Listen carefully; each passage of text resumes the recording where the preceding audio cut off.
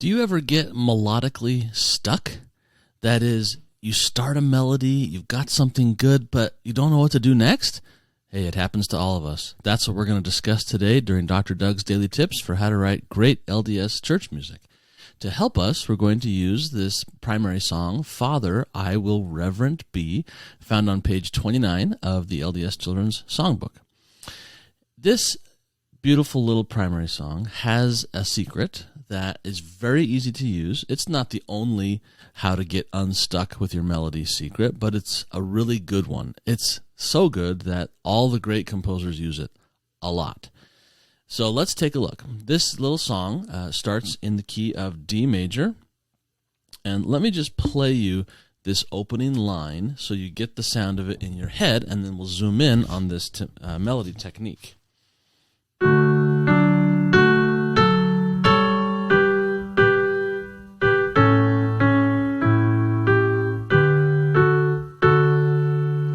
Okay, that's as far as we're going to go, because this demonstrates the point I would like to teach you today.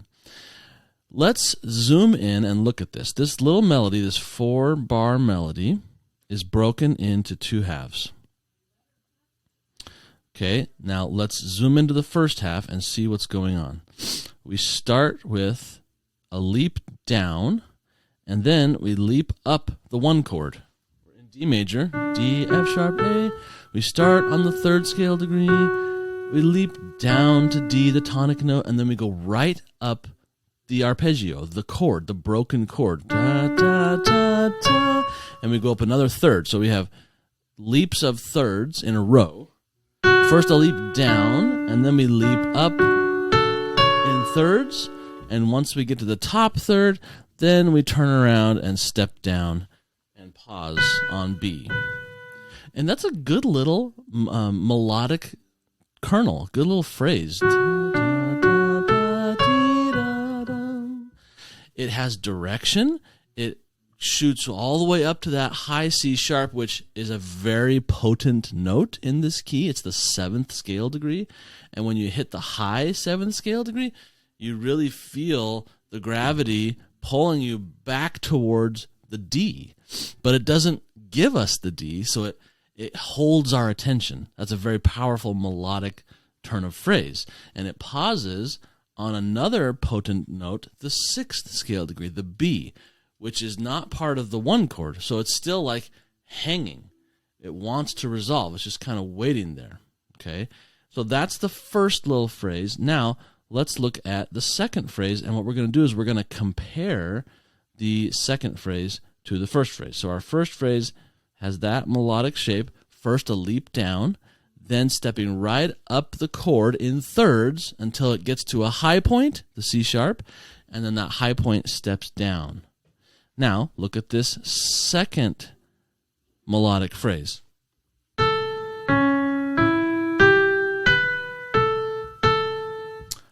It's the same shape. We have a note that we start on, the A. The A leaps down like it did over here, but this time it's a bigger leap. That was a leap of a 3rd. This is a leap of a 6th, which is actually just an upside down 3rd. But it leaps down, and then it goes up a 3rd, up a 3rd, up a 3rd, exactly like it did before. And then when it gets to the high note, the B, it switches directions and steps down and pauses on the A. That is precisely the same shape. The only difference was the big leap of a 6th instead of the initial leap of a 3rd. But everything else is the same. What's different? They're not exactly the same notes, right? This note over here is a C sharp, while this note is a D, and this note over here in measure 3 is an E, while the next note over here in measure 1 is an F sharp, and so on. So the notes are a little bit different, but the shape is the same. Let me play it again. Just notice the shape.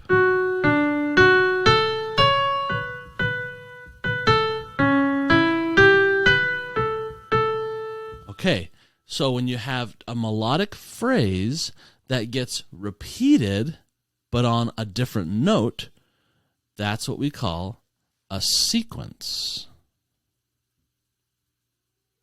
A sequence, once again, is any melodic phrase, it can be a measure, it can be two measures, it can be one beat, it can be half a beat, but some melodic grouping or phrase that gets repeated on a different note. So you could do this many ways. You could take the opening phrase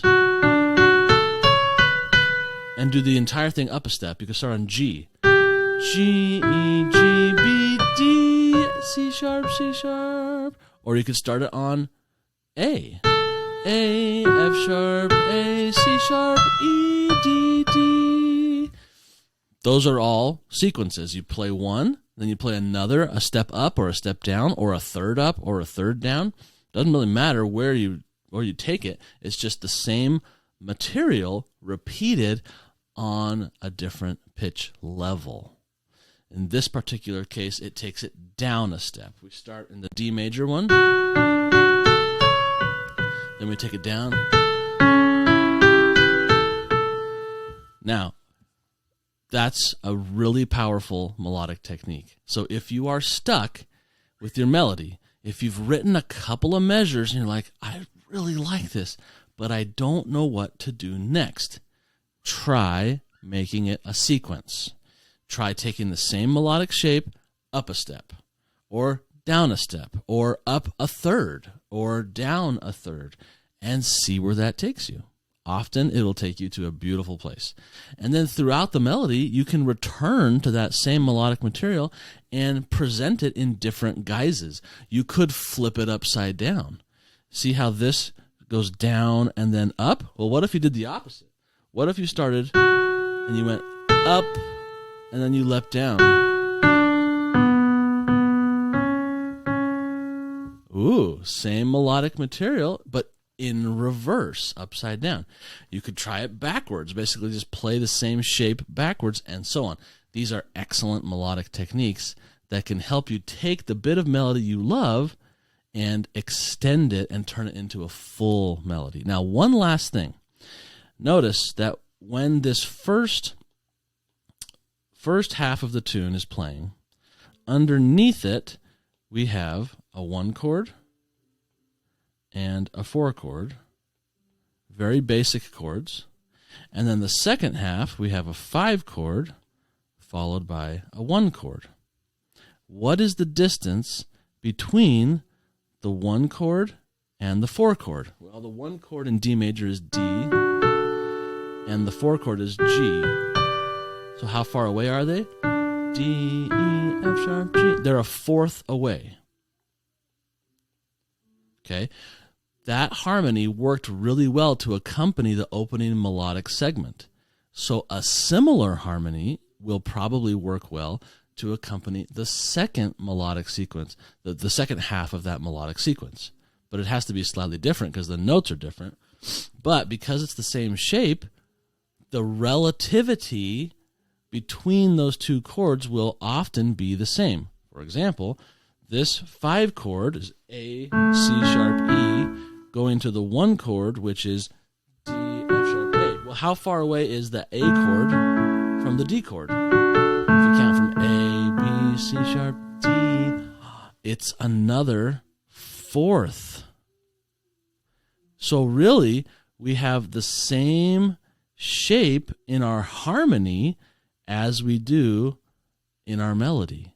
Okay, if the melody is going to do a sequence, then the way that the harmony works beneath that melody is probably going to happen again. Very often does.